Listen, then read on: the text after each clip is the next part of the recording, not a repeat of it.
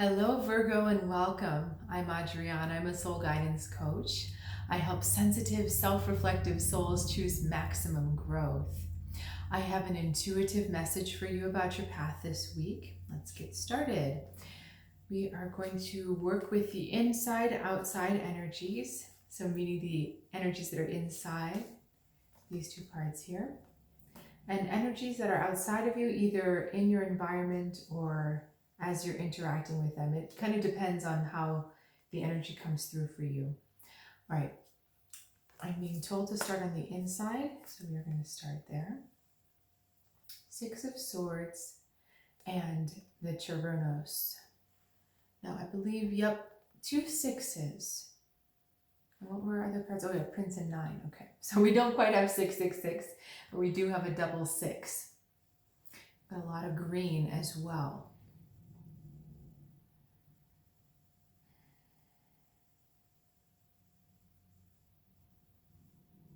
You know, Virgo, this is not the easiest thing for me to say to you because, I like to give positive energy. But I'm feeling like with these two cards, we are talking about battling a strong inner demon. Something that you are trying to move on from, but you still find yourself engaged with. So our Six of Swords represents that healing energy that we want to move on. We want to see a better place. It represents an old wound, this figure back here. I don't know if you can see it, he's kind of hooded, but on the card in the detail, you can tell he's old. He's got a white beard, a white mustache. So this is an old wound that you're looking forward to moving away from. And there's a hope and there's an optimism here, looking to a bright future, but somehow you find yourself back in the same pattern of either self-sabotage or the same relationship, the same situation that just hurts that wound again.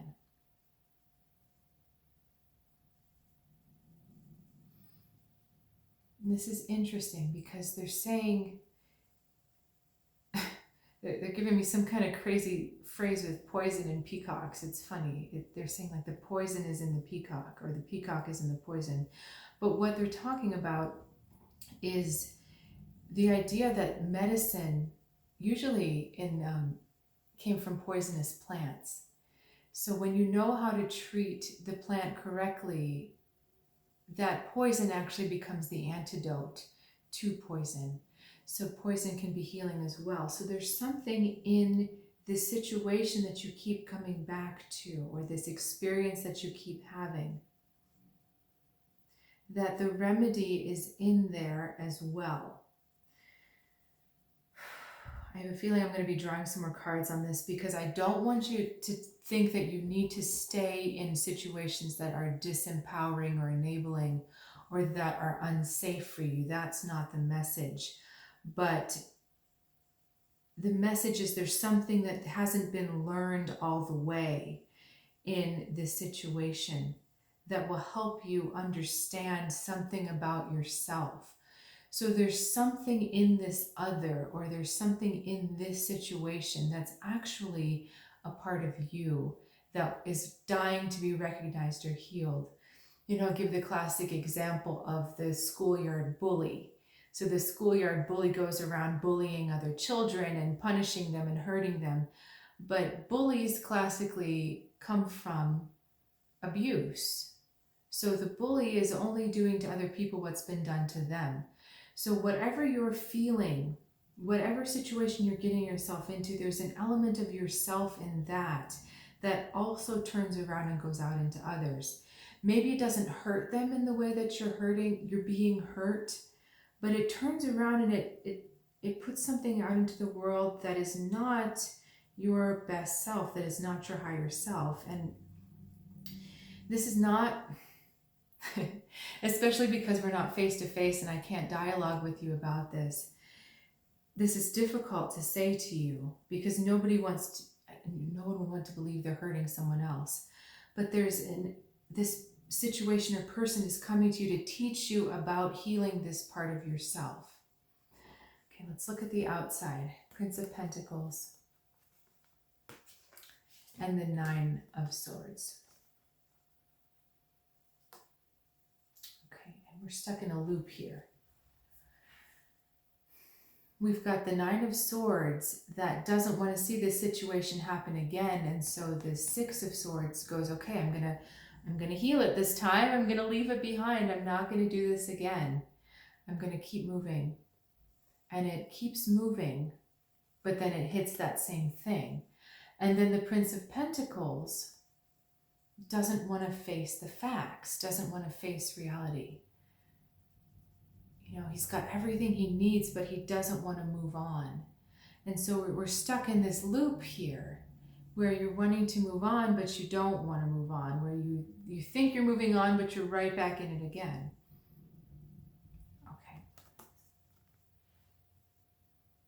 Okay, they're telling me to stay with these cards and to go back to the Prince. So let's look at this Prince a bit more. Princes represent action, and they represent moving forward. But this Prince is an exception. As you can see, he's not going anywhere.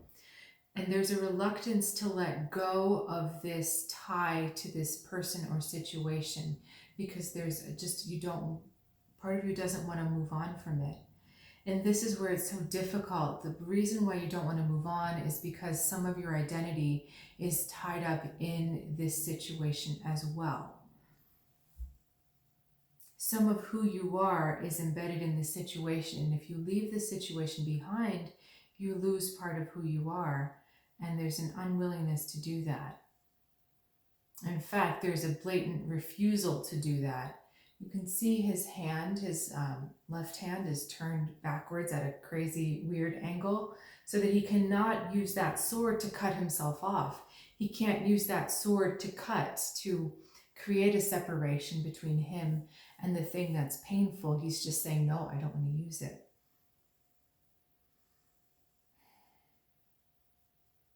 Okay, let me ask where we need to go with this next. Okay, this is interesting. They're telling me to draw basically a whole nother set of cards for you, and they're telling me bottom 3. Okay, let's look at this. Hanged Man, 4 of Pentacles, 2 of Pentacles. All right, time to open Pandora's box, Virgo. It's time to go into that dark place and look at yourself, confront it, bring it out into the open. Okay?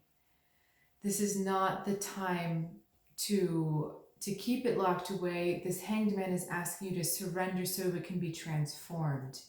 We're not airing out the dirty laundry and the gross stuff so that it can be stuck. We're doing this so that you can transform, so that you can move on to the next and best version of yourself. Okay, Virgo. Oh, some big stuff in that reading. If you've got questions, please reach out, and please subscribe and share this channel if you haven't already.